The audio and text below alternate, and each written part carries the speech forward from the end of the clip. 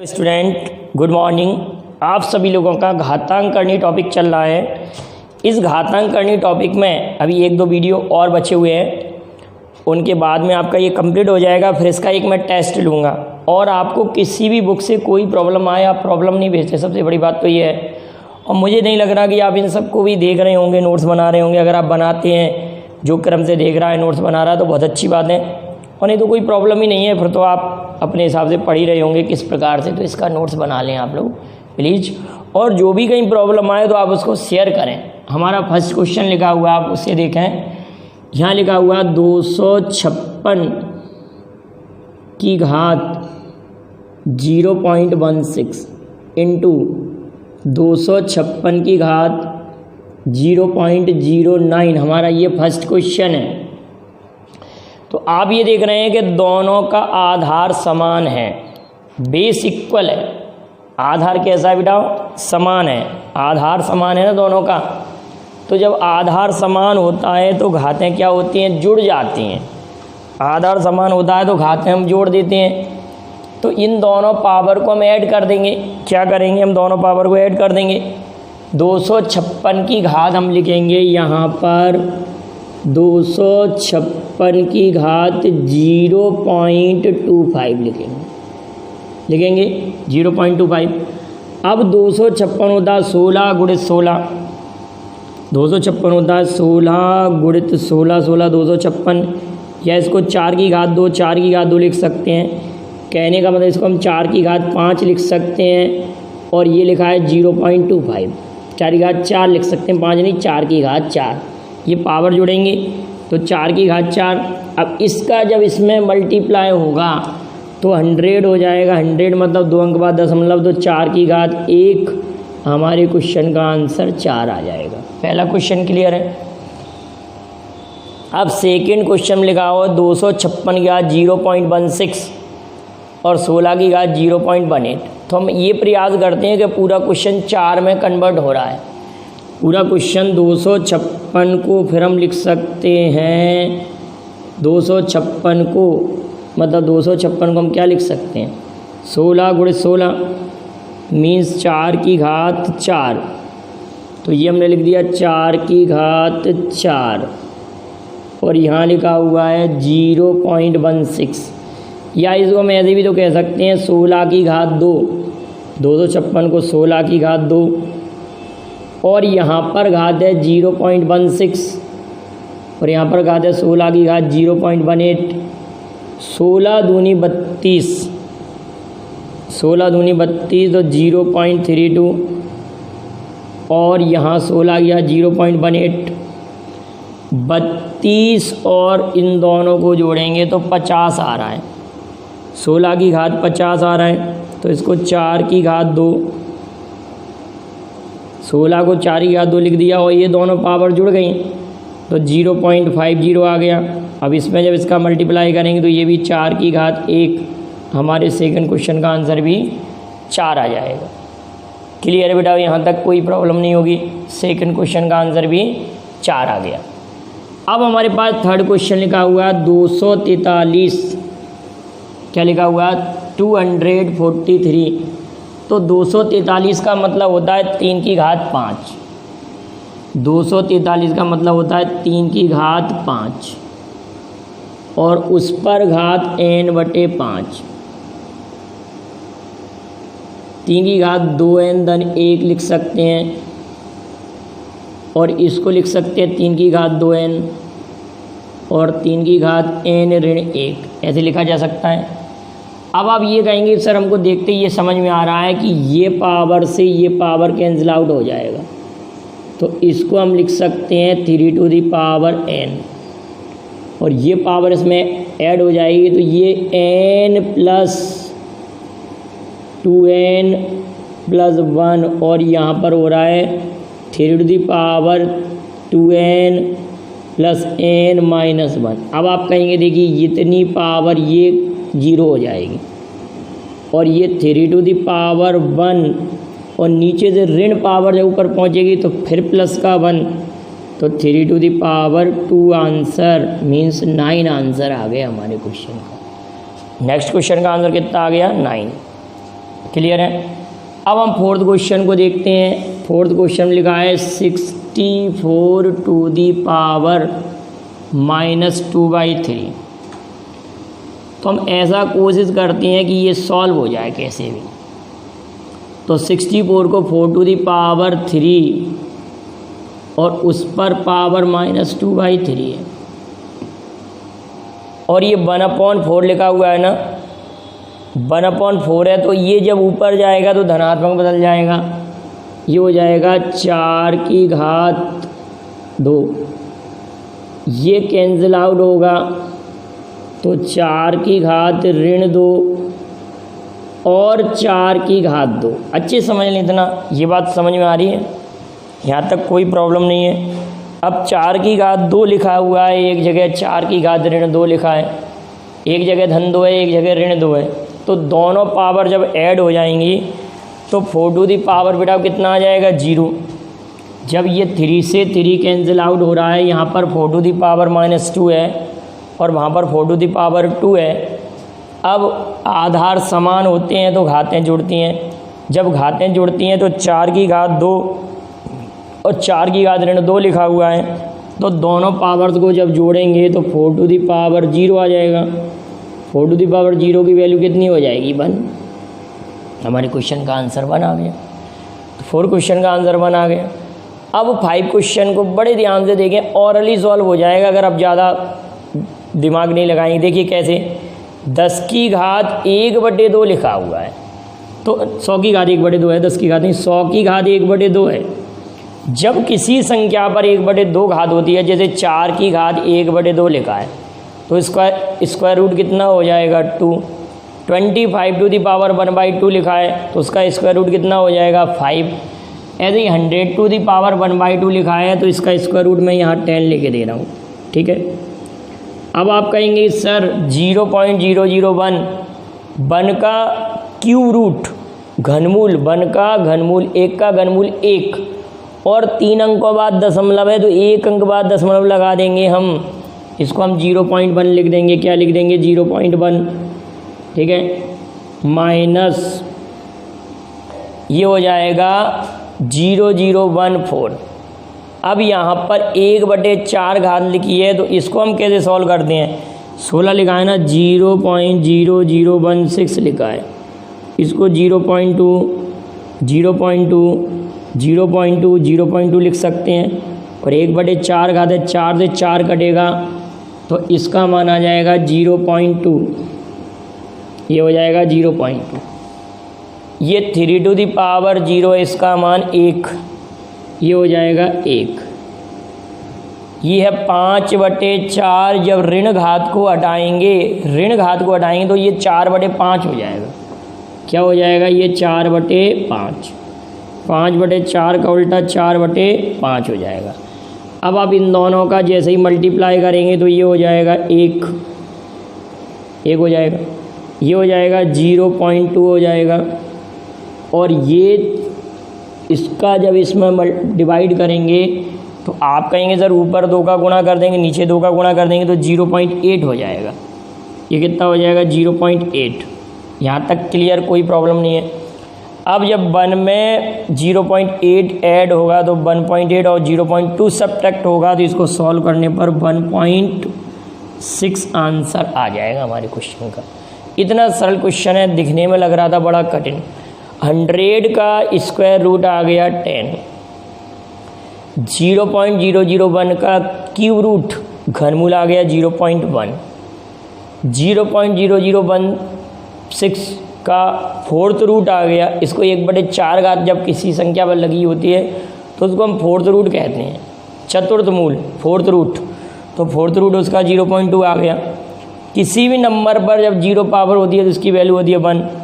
अब -1 पावर है, तो इसको पॉजिटिव करने के लिए इस पर बोलेंगे हम 1 पावर लगा सकते हैं, इसको अपोजिट कर देते हैं, आप सभी लोग जानते हैं, तो इसको हमने अपोजिट कर दिया, तो ये 4/5 हो गया। इसमें से अगर हम इसको भी सब्ट्रैक्ट करेंगे तो 0.8 रहेगा, 0.8 1.6 आंसर। तो ये हमारा 5वां क्वेश्चन क्लियर हुआ। अब हम 6 क्वेश्चन को देखते हैं। 6 क्वेश्चन को थोड़ा सा ध्यान से समझें, देखिए दोनों तरफ आधार इक्वल करने होते हैं।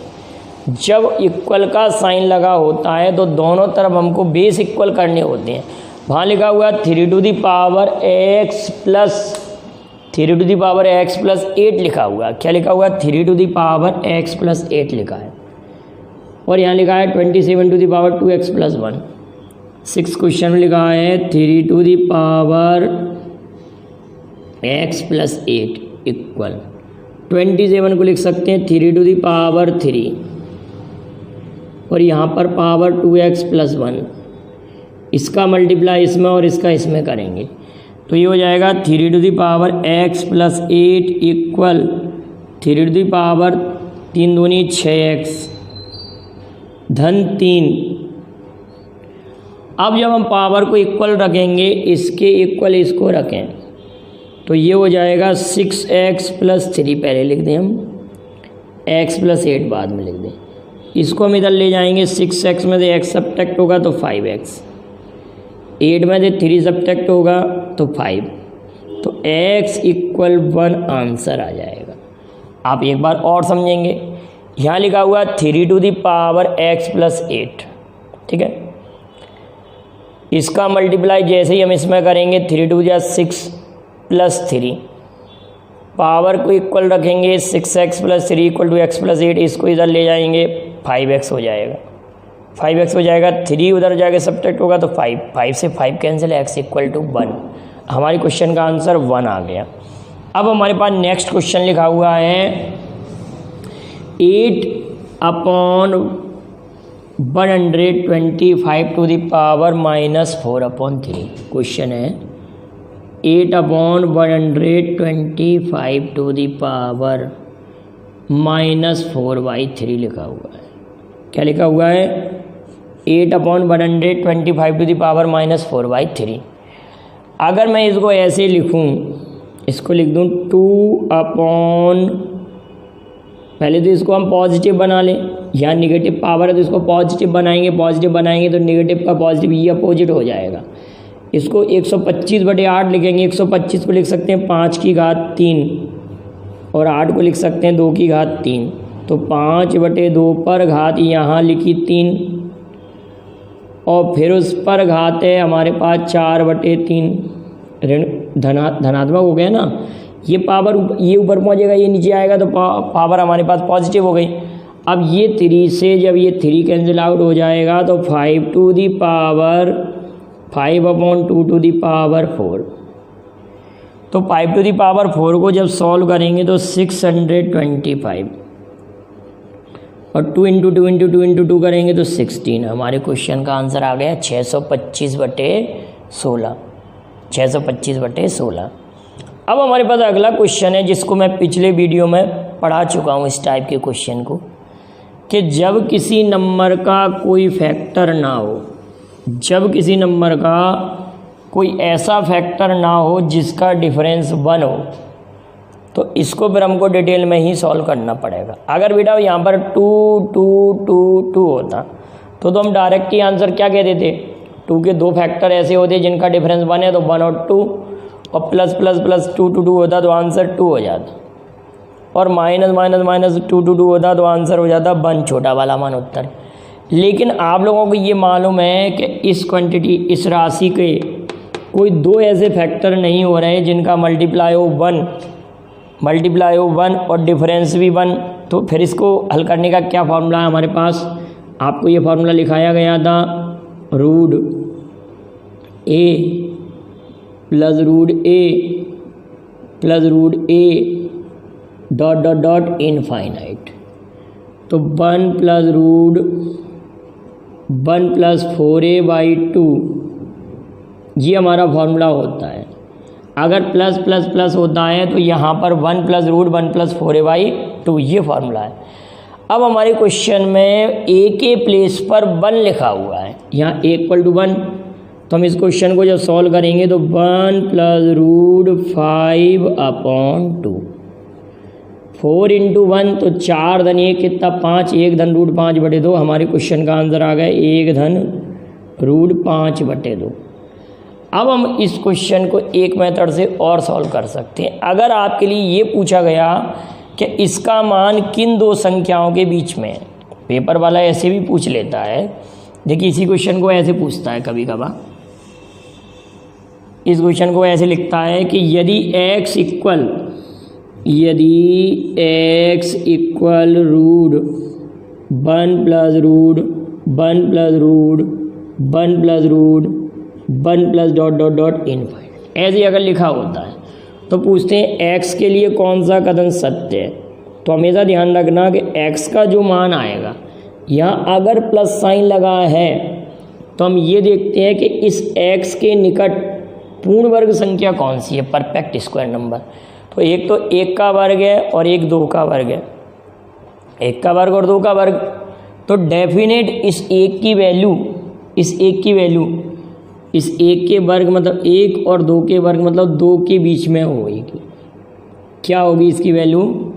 x lies between 1 and 2। अगर पेपर में यही अगर सारणी बनी आई, अगर यहाँ 5 होता, आप 5 के लिए सोचिए, अगर यहाँ 5 होता तो 5 से बड़ी संख्या कौन सी है, जो 5 का वर्ग है। तो आप कहेंगे 5 से बड़ी संख्या 9 है, और 5 से छोटी संख्या कौन सी है, तो आप तुरंत कह देंगे कि 5 से छोटी और 5 से बड़ी, ठीक है ना।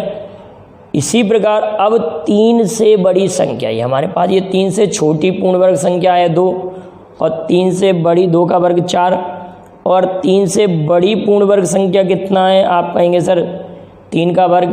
तो इस रूट 3 का मान 2 और 3 के बीच में होगा। अब वैसे हम इसको एक तरीके से और कर सकते हैं। देखिए ज़रा 9th क्वेश्चन को हम एक प्रकार से और कर सकते हैं कि 9th क्वेश्चन के लिए हम फॉर्मूला वही अप्लाई करें। नवी क्वेश्चन का answer root 1 plus root 1 plus 4a/2, इस मेथड से भी तो कर सकते हैं। तो 1 प्लस रूट क्या कहेंगे 1 प्लस 4a/2, तो 4 तिया 12 और एक ये हो गया 13, 4 तिया 12 और एक 13, एक धन रूट 13/2, 4 तिया 12 और एक धन रूट 13/2। रूट 13 का अगर हम स्क्वायर रूट रखते हैं, और रूट 13 का ये तो मालूम है कि 9 से मतलब 9 का वर्ग, 3 का वर्ग कितना 9, और 4 का वर्ग कितना 16, मतलब ये वाला जो वैल्यू है ना, इसका जो स्क्वायर रूट आएगा वो 3 पॉइंट करके कुछ आएगा 13 का। तो लगभग अगर इसको मैं ऐसे पुट कर दूं 1.3 पॉइंट करके जो भी हो, अब ये जब इसमें होगा तो 4 दशमलव कुछ होगा, 2 का जब पारा पढ़ेंगे तो 2 दशमलव कुछ आएगा इसका मान, ठीक है।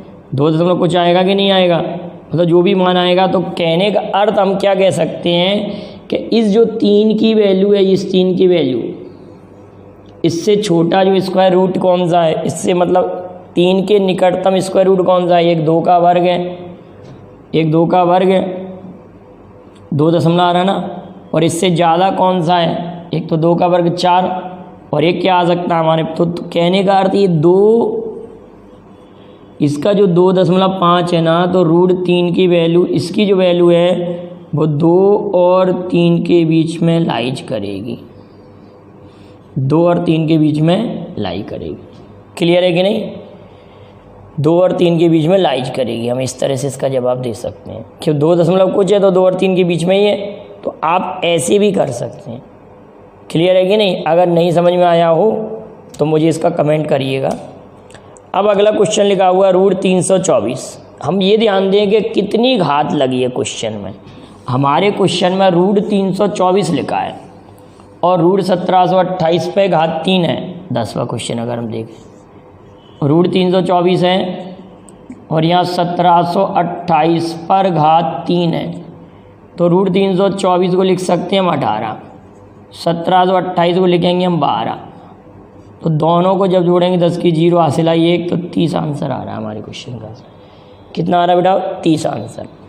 अब नेक्स्ट क्वेश्चन को ज़रा ध्यान से समझना। हमारा क्वेश्चन नंबर 11 में पहले तो आप सभी लोग ये जानते हैं कि अगर a इक्वल हमारे पास दिया है रूट 6 प्लस रूट 5, तो 1/a की वैल्यू जब आप फाइंड करेंगे तो रूट 6 माइनस रूट 5 और दोनों का डिफरेंस नीचे 1। ये बात तो सभी को क्लियर होगी। ये तो मैंने कई बार समझा चुका हूँ आप लोगों को कि a की वैल्यू √6 + √5 है, √6 - √5 आ जाएगा। आप दोनों को हम ऐड कर दें, a + 1/a लिख दें अगर हम इसको, तो ये दोनों कैंसिल आउट हो जाएंगे, 2√6 आएगा, 2√6। ठीक, अब हमको आवश्यकता है a² + 1/a² की, तो n² - 2, n² - 2 तो 4 × 6, 6 × 24, 4 × 6, 4 वर्ग करेंगे ना तो 2 का वर्ग 4 और √6 का वर्ग 6 ऋण 2, तो हमारे क्वेश्चन का आंसर 22 आ जाएगा। इस तरह से आपका ये क्वेश्चन, अगर आपको इन क्वेश्चनों में भी कोई डाउट हो तो इनको भी आप बिल्कुल क्लियर कर लें और पूछ लेना जो भी प्रॉब्लम हो। तो वीडियो को लाइक शेयर कीजिए, चैनल को सब्सक्राइब कीजिए। Thank you very much. जय हिंद, जय भारत।